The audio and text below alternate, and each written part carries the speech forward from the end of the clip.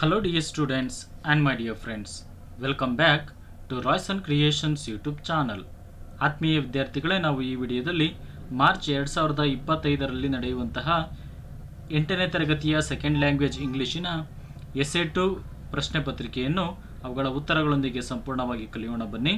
ಅದಕ್ಕೂ ಮೊದಲು ವಿದ್ಯಾರ್ಥಿಗಳೇ, ನೀವು ನಮ್ಮ ಯೂಟ್ಯೂಬ್ ಚಾನಲನ್ನು ಮೊದಲ ಬಾರಿ ನೋಡ್ತಾ ಇದ್ದರೆ ಇದನ್ನು ಸಬ್ಸ್ಕ್ರೈಬ್ ಮಾಡಿ ಅಂತ ಹೇಳುತ್ತಾ ನಾನು ಈ ವಿಡಿಯೋವನ್ನು ಆರಂಭಿಸ್ತಾ ಇದ್ದೇನೆ. First main 4 alternatives are given for each of the following questions or incomplete statements. Only one of them is correct or most appropriate. Choose the correct alternative and write the complete answer along with its letter of alphabet. ಇಲ್ಲಿ ವಿದ್ಯಾರ್ಥಿಗಳೇ, ನಿಮಗೆ 2 ಪ್ರಶ್ನೆಗಳನ್ನು ಕೇಳಿದರೆ ಪ್ರತಿಯೊಂದಕ್ಕೂ 1 ಅಂಕ, ಒಟ್ಟು 2 ಅಂಕಗಳು. ಇಲ್ಲಿ ವಿದ್ಯಾರ್ಥಿಗಳೇ, ನಿಮಗೆ 2 ಪ್ರಶ್ನೆಗಳಲ್ಲೂ ಕೂಡ ಆಲ್ಟರ್ನೇಟಿವ್ಸ್ ಅಥವಾ ಚಾಯ್ಸಸ್ ಅನ್ನು ಕೊಟ್ಟಿರ್ತಾರೆ. ಅವುಗಳಲ್ಲಿ ಸರಿಯಾದ ಉತ್ತರವನ್ನು ಆರಿಸಿ ಅದರ ಲೆಟರ್ ಆಫ್ ಆಲ್ಫಾಬೆಟಿನ ಜೊತೆ ನೀವು ಉತ್ತರವನ್ನು ಬರೀಬೇಕಾಗುತ್ತೆ. First question, read the given sentence and find out the parts of speech of the underlined word. ಇಲ್ಲಿ ಕೊಟ್ಟಿರುವಂಥ ಸೆಂಟೆನ್ಸನ್ನು ಓದಿ ವಿದ್ಯಾರ್ಥಿಗಳೇ, ಅಂಡರ್ಲೈನ್ ಮಾಡಿರುವಂಥ ಪದ ಯಾವ ಪಾರ್ಟ್ ಆಫ್ ಸ್ಪೀಚಲ್ಲಿ ಬರುತ್ತೆ ಅಂತೇಳಿ ಉತ್ತರವನ್ನು ಬರೀರಿ ಅಂತ ಕೊಟ್ಟಿದ್ದಾರೆ. ಕೊಟ್ಟಿರುವಂಥ ಸೆಂಟೆನ್ಸ್ ಈ ರೀತಿ ಇರುತ್ತೆ: she is a beautiful girl. Underline ಮಾಡಿರುವಂಥ ಪದ ಬ್ಯೂಟಿಫುಲ್. ಇದು ಆಪ್ಷನ್ ಡಿ ಅಬ್ಜೆಕ್ಟಿವ್ ಆಗಿದೆ. Next question number 2, find out the uncountable noun from the following options. ಇಲ್ಲಿ 4 ಆಪ್ಷನ್ಸ್ಗಳನ್ನು ಕೊಟ್ಟಿದ್ದಾರೆ. ಇದರಲ್ಲಿ ಅನ್ಕೌಂಟೇಬಲ್ ನೌನನ್ನು ಫೈಂಡ್ ಔಟ್ ಮಾಡಿ ಅಂತೇಳಿ ಕೇಳಿದ್ದಾರೆ ವಿದ್ಯಾರ್ಥಿಗಳೇ. ಇಲ್ಲಿ ಕೊಟ್ಟಿರುವಂಥ ಆಪ್ಷನ್ಸ್ಗಳು ಈ ರೀತಿ ಇವೆ: ಬುಕ್, ಮಿಲ್ಕ್, ಪೆನ್, ಪೇಪರ್. ಇಲ್ಲಿ ಅನ್ಕೌಂಟೇಬಲ್ ನೌನ್ ಆಗಿರುವಂಥ ಪದ option B milk. Next second main, do as directed. ಇಲ್ಲಿ ವಿದ್ಯಾರ್ಥಿಗಳೇ, ಒಟ್ಟು 8 ಪ್ರಶ್ನೆಗಳಿದ್ದಾವೆ. ಪ್ರತಿಯೊಂದಕ್ಕೂ 1 ಅಂಕ, ಒಟ್ಟು 8 ಅಂಕಗಳನ್ನು ನಿಗದಿ ಮಾಡಿರ್ತಾರೆ. Question number 3, fill in the blank with appropriate form of the verb given in brackets. ಇಲ್ಲಿ ವಿದ್ಯಾರ್ಥಿಗಳೇ, ಬ್ರ್ಯಾಕೆಟ್ನಲ್ಲಿ ಕೊಟ್ಟಿರುವಂತಹ ಪದದ ಸರಿಯಾದ ಫಾರ್ಮ್ ಆಫ್ ವರ್ಬನ್ನು ಬರೀರಿ ಅಂತೇಳಿ ಕೊಟ್ಟಿದ್ದಾರೆ. Geeta dash to the market yesterday. ಬ್ರ್ಯಾಕೆಟ್ಸಲ್ಲಿ ಕೊಟ್ಟಿರುವಂಥ ಪದ ಗೋ. ಇಲ್ಲಿ ಎಸ್ಟರ್ಡೇ ಎಂಬ ಪದ ಇರೋದ್ರಿಂದ ನಾವು ಈ ಪದದ ಪಾಸ್ಟ್ ಟೆನ್ಸನ್ನು ಬರೀಬೇಕಾಗುತ್ತೆ. ಹಾಗಾಗಿ ಉತ್ತರ vent. Question number 4, frame a question for the statement given below using the clue given in brackets. ಇಲ್ಲಿ ವಿದ್ಯಾರ್ಥಿಗಳೇ, ಒಂದು ಕ್ವೆಶ್ಚನನ್ನು ಫ್ರೇಮ್ ಮಾಡಿ ಅಂತೇಳಿ ಕೇಳಿದ್ದಾರೆ ಮತ್ತು ನಿಮಗೆ ಬ್ರ್ಯಾಕೆಟ್ಸ್ನಲ್ಲಿ ಕೊಟ್ಟಿರುವಂಥ ಪದದ ಯೂಸ್ ಮಾಡ್ಕೊಳ್ಳಿ ಅಂತೇಳಿ ಕೊಟ್ಟಿದ್ದಾರೆ. ಇಲ್ಲಿ ಈ ಸೆಂಟೆನ್ಸನ್ನು ಓದೋದಾದರೆ, Mahatma Gandhi was the father of a nation.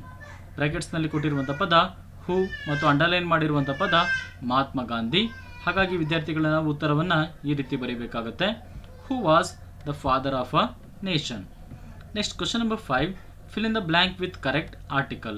ಇಲ್ಲಿ ವಿದ್ಯಾರ್ಥಿಗಳೇ, ಬ್ಲ್ಯಾಂಕನ್ನು ಸರಿಯಾದಂಥ ಆರ್ಟಿಕಲ್ ಜೊತೆ ಭರ್ತಿ ಮಾಡಿ ಅಂತೇಳಿ ಕೇಳಿದ್ದಾರೆ. My father is an artist. ಯಾಕಂದರೆ ಇಲ್ಲಿ ಆರ್ಟಿಸ್ಟ್ ಎಂಬ ಪದದಲ್ಲಿ ನಾವು ಗಮನಿಸಿದಾಗ ಮೊದಲನೆಯದು ಆ ಎಂಬ ಪದ, ಆ ಎಂಬ ಸ್ವರ ಇಲ್ಲಿ ವಾವೆಲ್ ಸೌಂಡ್ ಆಗಿದೆ. ಹಾಗಾಗಿ ಆ್ಯನ್ ಅಂತೇಳಿ ನಾವು ಉತ್ತರವನ್ನು ಬರೀಬೇಕಾಗುತ್ತೆ. Question number 6, write the opposite of the underlined word. ಈ ಕೊಟ್ಟಿರುವಂಥ ಸೆಂಟೆನ್ಸಿನಲ್ಲಿ ಅಂಡರ್ಲೈನ್ ಮಾಡಿರುವ ಪದದ ಆಪೋಸಿಟ್ ವರ್ಡನ್ನು ಬರೀರಿ ಅಂತೇಳಿ ಕೇಳಿದ್ದಾರೆ. My school road is narrow but my home road is dash. Underline ಮಾಡಿರುವಂಥ ಪದ ನ್ಯಾರೋ. ಹಾಗಾಗಿ ಇದರ opposite word broad. Question number 7, fill in the blank with appropriate word from the given brackets. ಇಲ್ಲಿ ಬ್ರ್ಯಾಕೆಟ್ಸ್ನಲ್ಲಿ ಕೊಟ್ಟಿರುವಂಥ ಪದಗಳನ್ನು ಬಳಸಿಕೊಂಡು ವಿದ್ಯಾರ್ಥಿಗಳೇ ಬ್ಲ್ಯಾಂಕ್ಸನ್ನು ಭರ್ತಿ ಮಾಡಿ ಅಂತ ಕೊಟ್ಟಿದ್ದಾರೆ.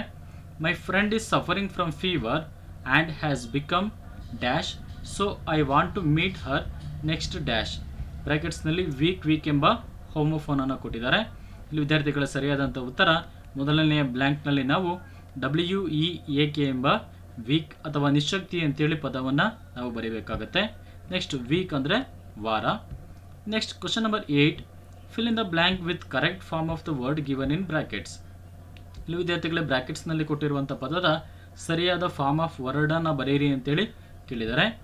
V have to respect the dash of elders. ಬ್ರ್ಯಾಕೆಟ್ಸ್ನಲ್ಲಿ ಕೊಟ್ಟಿರುವಂಥ ಪದ ಡಿಸೈಡ್. ಹಾಗಾಗಿ ಸರಿಯಾದಂಥ ಉತ್ತರ decisions. Question number 9, fill in the blank with suitable preposition. ಇಲ್ಲಿ ವಿದ್ಯಾರ್ಥಿಗಳೇ, ಬ್ಲ್ಯಾಂಕನ್ನು ಸರಿಯಾದ ಪ್ರಿಪೊಸಿಷನ್ ಪದದಿಂದ ಭರ್ತಿ ಮಾಡಿ ಅಂತೇಳಿ ಕೇಳಿದ್ದಾರೆ. I live dash new Delhi. ಸರಿಯಾದಂಥ ಉತ್ತರ ವಿದ್ಯಾರ್ಥಿಗಳೇ in. Question number 10, fill in the blank with suitable linker. ಈ ಬ್ಲ್ಯಾಂಕ್ನ ವಿದ್ಯಾರ್ಥಿಗಳೇ ಸರಿಯಾದಂಥ ಲಿಂಕರ್ ಪದವನ್ನು ಬಳಸಿ ಭರ್ತಿ ಮಾಡಿ ಅಂತೇಳಿ ಕೇಳಿದ್ದಾರೆ. I went to the hotel at 9 o'clock dash it was closed. ಇಲ್ಲಿ ಸರಿಯಾದಂಥ ಲಿಂಕರ್ ಪದ but. Main number 3, question number 11. The following paragraph has 2 errors. Edit the paragraph and rewrite the sentence in answer book. ಇಲ್ಲಿ ವಿದ್ಯಾರ್ಥಿಗಳೇ ಕೊಟ್ಟಿರುವಂಥ ಪ್ಯಾರಾಗ್ರಾಫ್ನಲ್ಲಿ 2 ತಪ್ಪುಗಳಾಗಿದ್ದಾವೆ, ಅದನ್ನು ಹುಡುಕಿ ಸರಿ ಮಾಡಿ ಬರೀರಿ. ಯಾವ ಪದಗಳು ತಪ್ಪಾಗಿದ್ದಾವೆ ಅಂತೇಳಿ ಕ್ಲೂಸ್ಗಳನ್ನು ಕೊಟ್ಟಿದ್ದಾರೆ, ಅವುಗಳನ್ನು ಬಳಸ್ಕೊಳ್ಳಿ ಅಂತೇಳಿ ಹೇಳಿದ್ದಾರೆ ವಿದ್ಯಾರ್ಥಿಗಳೇ. ಇಲ್ಲಿ ಕೊಟ್ಟಿರುವಂಥ ಕ್ಲೂಸನ್ನು ನೋಡೋದಾದರೆ capital letter to be corrected. ಈ ಪ್ಯಾರಾಗ್ರಾಫ್ನಲ್ಲಿ ವಿದ್ಯಾರ್ಥಿಗಳೇ ನವೆಂಬರ್ ಎಂಬ ಪದದಲ್ಲಿ ಮೊದಲನೇ ಅಕ್ಷರ ಕ್ಯಾಪಿಟಲ್ ಲೆಟರ್ ಇಲ್ಲ, ಇದನ್ನು ನಾವು ಸರಿ ಮಾಡಿ ಬರೀಬೇಕು.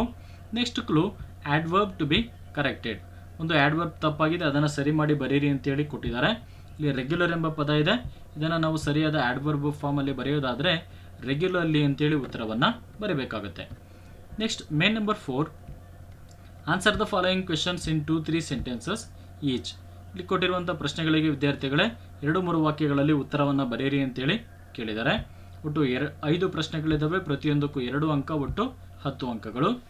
Question number 12, why did the emperor want a new set of clothes every day.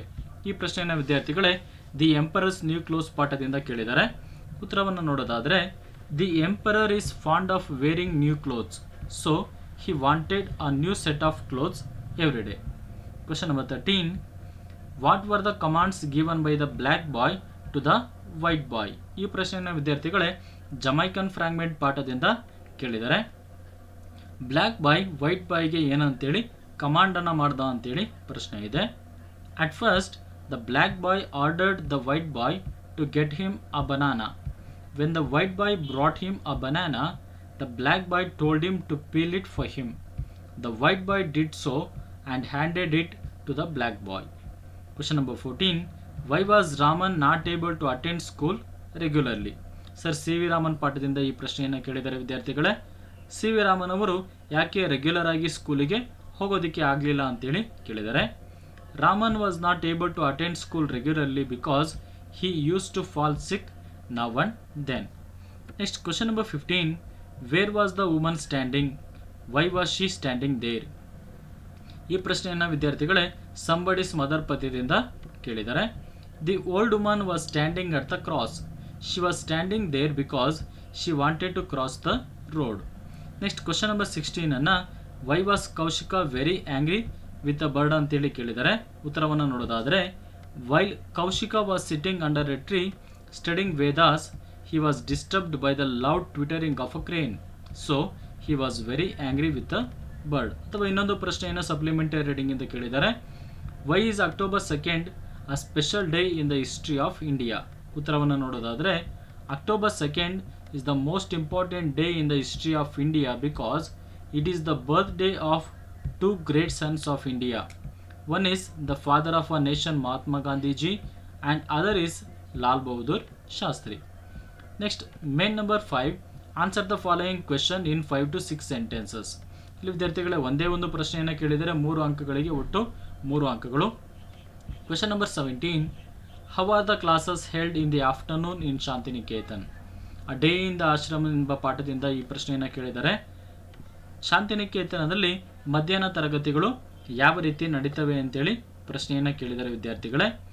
Next main number 6, read the following extracts and answer the questions that follow. ಇಲ್ಲಿ ವಿದ್ಯಾರ್ಥಿಗಳೇ 2 ಎಕ್ಸ್ಟ್ರಾಕ್ಟ್ಸ್ ಅನ್ನು ಕೇಳಿದರೆ, ಅಂದರೆ ಸಂದರ್ಭಗಳನ್ನು ಕೇಳಿದರೆ. ಇವುಗಳಿಗೆ ಪ್ರತಿಯೊಂದಕ್ಕೂ 3 ಅಂಕ, ಒಟ್ಟು 6 ಅಂಕಗಳು. Question number 18, please sir I want some more. ಈ ಎಕ್ಸ್ಟ್ರಾಕ್ಟ್ ಅನ್ನು ವಿದ್ಯಾರ್ಥಿಗಳೇ a boy who asked for more ಎಂಬ ಪಾಠದಿಂದ ಕೇಳಿದ್ದಾರೆ. Question number A, who is the speaker. Answer is Oliver Twist. Question number B, who is sir referred to. ಈ ಸೆಂಟೆನ್ಸ್ನಲ್ಲಿ sir ಅಂದರೆ ಯಾರು? Answer is the master. Question number C, what does the speaker want some more. Answer is he wanted some more food. Next question number 19, we are the sons of the C. ಈ ಎಕ್ಸ್ಟ್ರಾಕ್ಟನ್ನು ವಿದ್ಯಾರ್ಥಿಗಳೇ Coromandel Fisher's ಪದ್ಯದಿಂದ ಕೇಳಿದ್ದಾರೆ. Question number A, who is the speaker. Coromandel Fisher's. Question number B, who are the sons of the C. Answer is fishermen. Question number C, why are they called so? Answer is because they were born and brought up there. Next, main number 7, given below is a profile. Write a paragraph using the clues given below. ಈ ವಿದ್ಯಾರ್ಥಿಗಳ ಒಂದು profile ಅನ್ನು ಕೊಟ್ಟಿದ್ದಾರೆ. ಅಲ್ಲಿ ಕೊಟ್ಟಿರುವಂಥ ಕ್ಲೂಸ್ಗಳನ್ನು ಬಳಸಿಕೊಂಡು ನೀವೊಂದು ಪ್ಯಾರಾಗ್ರಾಫ್ನಲ್ಲಿ ಉತ್ತರವನ್ನು ಬರೀರಿ ಅಂತೇಳಿ ಕೇಳಿದರೆ ಇದಕ್ಕೆ 3 ಅಂಕಗಳನ್ನು ನಿಗದಿ ಮಾಡಿರ್ತಾರೆ. ಉತ್ತರವನ್ನು ನೋಡೋದಾದರೆ, this is the profile of Rabindranath Tagore. He was born on 7th May 1861. He was born in Kolkata. He was a poet and artist. He wrote Gitanjali and many works in Bengali and English. He got the Nobel Prize in 1913.